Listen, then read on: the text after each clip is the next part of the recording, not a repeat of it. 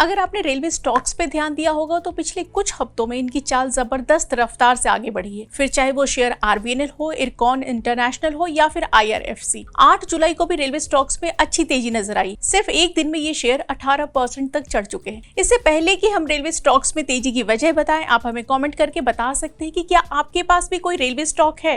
क्या आपने railway stocks की चाल पे ध्यान दिया है तो आपको पता चलेगा कि नरेंद्र मोदी सरकार बनने के बाद इसमें अच्छी तेजी लौटी है। दरअसल इसकी वजह ये है कि रेल मंत्री अश्विनी वैष्णव ने पिछले हफ्ते कहा था कि सरकार 2500 नए पैसेंजर कोच और 10,000 अतिरिक्त कोच बनाने का प्लान कर रही है। इसके साथ ही सरकार ने 50 नई अमृत भारत ट्रेन की प्रोडक्शन का भी ऐलान किया है। इन खबरों से ही पिछले कुछ दिनों में रेलवे शेयरों में तेजी लौटी है। इस साल वित्त मंत्री निर्मला सीतारमण 23 जुलाई को बजट पेश कर रही है। ये बजट नरेंद्र मोदी की तीसरे कार्यकाल का पहला पूर्ण बजट है। लिहाजा उम्मीद है कि इस साल आम बजट में रेलवे इंफ्रास्ट्रक्चर को बढ़ावा देने के लिए सरकार कई फैसले कर सकती है। मोदी सरकार का फोकस रेलवे इंफ्रास्ट्रक्चर में सुधार लाने के साथ साथ पटरियों, रेल इलेक्ट्रिफिकेशन, रोलिंग स्टॉक बनाने और माल ढुलाई की सेवाओं को बेहतर बनाने पर रहा है। रेलवे स्टॉक्स में तेजी की एक अहम वजह ये भी है कि मोदी सरकार ने पिछले कुछ साल में रेलवे के अलावा डिफेंस और पावर सेक्टर के इंफ्रास्ट्रक्चर को बेहतर बनाने पर काफी जोर दिया है। यही वजह है कि पिछले कुछ साल में इन सेक्टर्स के शेयरों में अच्छी खासी तेजी आई है। पीएम मोदी के तीसरे कार्यकाल में भी निवेशकों को इन पॉलिसी की जारी रहने की उम्मीद है, जिसका फायदा आगे चलकर इन शेयरों को मिल सकता है। रेलवे स्टॉक्स पे अगर हम ब्रोकरेज फर्म गोल्डमैन सैक्स की राय जाने तो उसे भी उम्मीद है कि मोदी सरकार आगे भी रेलवे इंफ्रास्ट्रक्चर को बेहतर बनाने का काम कर सकती है। वित्त मंत्री निर्मला सीतारमण ने इस साल अंतरिम बजट में रेलवे के लिए 2.5 लाख करोड़ रुपए आवंटित किए थे। ये रकम फिस्कल ईयर 2025 में खर्च करने के लिए है। इसके पिछले वित्त वर्ष में रेलवे का बजट 2.40 लाख करोड़ रुपए था। एनालिस्ट को अनुमान है कि भारतीय रेलवे कंपनियां अपना कैपिटल एक्सपेंडिचर बढ़ाकर वॉल्यूम ग्रोथ बरकरार रख सकती हैं। आज कारोबार के अंत में इरकॉन इंटरनेशनल के शेयर 6% तेजी के साथ 326 रुपए 25 पैसे पे बंद हुए, जबकि पिछले एक महीने में ये शेयर 29.64% रिटर्न दे चुका है। आज दिन भर के कारोबार में आरबीएनएल के शेयर 15.57% की तेजी के साथ 567 रुपए 50 पैसे की अपने ऑल टाइम हाई पर पहुंच गए थे। पिछले एक महीने में ये शेयर 51.76% चढ़ चुके हैं। इसी तरह 8 जुलाई को आईआरएफसी के शेयर एक समय 9.5% बढ़कर 206 रुपए के अपने नए हाई पे पहुंच गए। हालांकि कारोबार के अंत में ये शेयर 7.8% की तेजी के साथ 202 रुपए 50 पैसे के लेवल पे बंद हुआ। रेलवे स्टॉक्स की बात करें तो सबसे कम तेजी आईआरसीटीसी के शेयरों में देखी गई। कारोबार के अंत में आईआरसीटीसी के शेयर आज 1.85% तेजी के साथ 1045 रुपए 20 पैसे पे बंद हुए, जबकि पिछले एक महीने में ये शेयर 6.88% चढ़ चुके हैं। वहीं रेलटेल के शेयर 8 जुलाई को एक समय 7% से ज्यादा तेजी के साथ 559 रुपए 40 पैसे पे पहुंच गए थे, लेकिन कारोबार के अंत में ये 2.5% की तेजी के साथ 532 रुपए 80 पैसे पे बंद होने में कामयाब रहे। पिछले एक महीने में ये शेयर 38.62% का रिटर्न दे चुके हैं। इसी तरह टेक्स मैक्सो रेल के शेयर भी आज एक समय 7% से ज्यादा चढ़ चुके थे, लेकिन कारोबार के अंत में ये शेयर 5% की तेजी के साथ 287 रुपए पे बंद हुए। रेल स्टॉक्स पे हम आगे भी आपको अपडेट देते रहेंगे। जब तक आप हमारे साथ जुड़े रहिए, इसके लिए हमारे फेसबुक पेज को लाइक करें, यूट्यूब चैनल को सब्सक्राइब करें और हमारे व्हाट्सएप चैनल को ज्वाइन करें, जिसका लिंक